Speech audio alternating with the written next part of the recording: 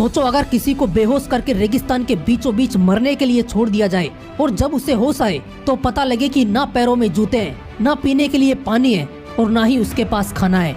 बस है तो सिर्फ एक चीज, दूर दूर तक फैला रेगिस्तान। जरा सोचो ऐसे हालात में 40-50 डिग्री सेल्सियस की तपती धूप में कोई इंसान 71 दिनों तक कैसे जिंदा रह सकता है। दोस्तों आज के इस वीडियो में मैं आपको एक ऐसी सच्ची घटना के बारे में बताने वाला हूँ जिसे अगर कोई सपने में भी अपने साथ होता हुआ देख ले तो उसके रोंगटे खड़े हो जाएं। कहानी शुरू होती है 1970 को, जब ऑस्ट्रेलिया के विक्टोरिया में रिक्की मैगी नाम के एक लड़के का जन्म हुआ। उसका बचपन एक मिडिल क्लास फैमिली में आम बच्चों की तरह गुजरा। जब वो टीन एज में था तो उसका परिवार आर्थिक परेशानियों से जूझने लगा और इस वजह से उन्हें शहर बदलना पड़ा और इसी बीच उसके पिता की मौत हो गई। अब रिकी के पास इतने पैसे नहीं थे कि वो अपनी पढ़ाई पूरी कर सके, इसलिए उसने पढ़ाई छोड़कर छोटी सी उम्र में ही नौकरी करना शुरू कर दिया। उसने एक के बाद एक कई नौकरियां की। वो कभी मछुआरा बना, कभी सिक्योरिटी गार्ड की नौकरी की, तो कभी इलेक्ट्रिशियन के तौर पर काम किया। लेकिन अब उसके साथ कुछ ऐसा होने वाला था जो उसने कभी सपने में भी नहीं सोचा था। बात है सन 2006 की, जब वो 35 साल का था तो उसे पश्चिमी ऑस्ट्रेलिया के पोर्टलैंड से एक लेटर आया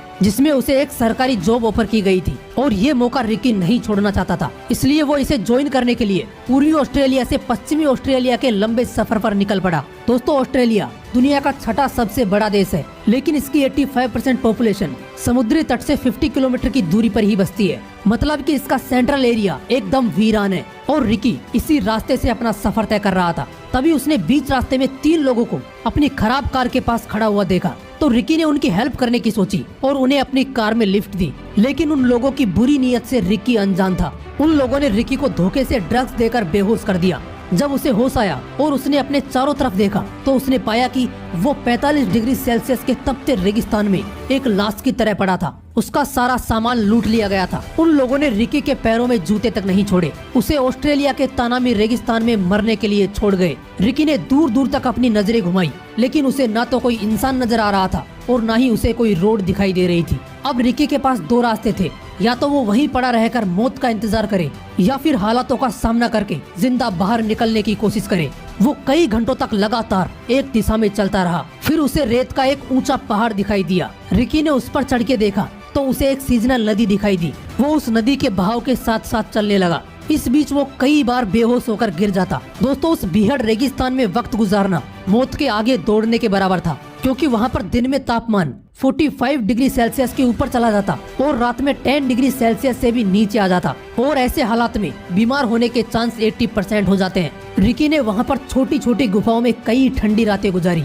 उसने खुद को बचाने के लिए हर वो कोशिश की जो ऐसे हालात में जरूरी थी। उस वक्त सिर्फ एक चीज थी जो उसके फेवर में थी और वो थी उस वक्त ऑस्ट्रेलिया में चल रहा बरसात का मौसम, जिसकी वजह से उसे छोटे छोटे गड्ढों में पीने के लिए पानी मिल जाता और जब पानी नहीं मिलता तो जिंदा रहने के लिए उसे अपना पेशाब तक पीना पड़ता। यहाँ तक कि खुद को जिंदा रखने के लिए वो सांप, मेंढक, चींटियां, छिपकली और पेड़ों की जड़ों को भी खा जाता था। जैसे जैसे दिन गुजर रहे थे हालात बिगड़ते जा रहे थे। उसके बॉडी का वजन तेजी से कम होता जा रहा था, लेकिन रिकी ने हार नहीं मानी। वो हर सुबह इस उम्मीद के साथ उठता कि कोई तो उसे दिखाई देगा, कोई तो उससे टकराएगा और उसकी जान बचा लेगा।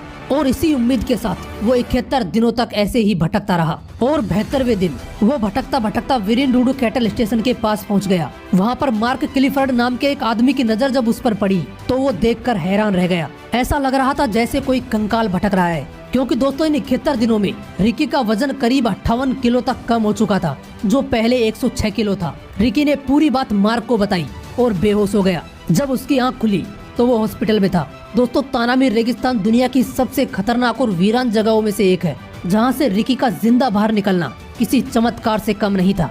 दोस्तों इस घटना के बाद रिकी ने अपने ऊपर एक किताब लिखी जिसका नाम है लेफ्ट फॉर डेड, जिसके बाद रिकी की जिंदगी पूरी तरह बदल गई। मोरल ऑफ द स्टोरी, परिस्थितियाँ कितनी भी विपरीत क्यों ना हो, कभी हार मत मानो, उम्मीद मत छोड़ो, क्योंकि जीतने के बाद की जिंदगी पहले से कई गुना बेहतर हो जाएगी।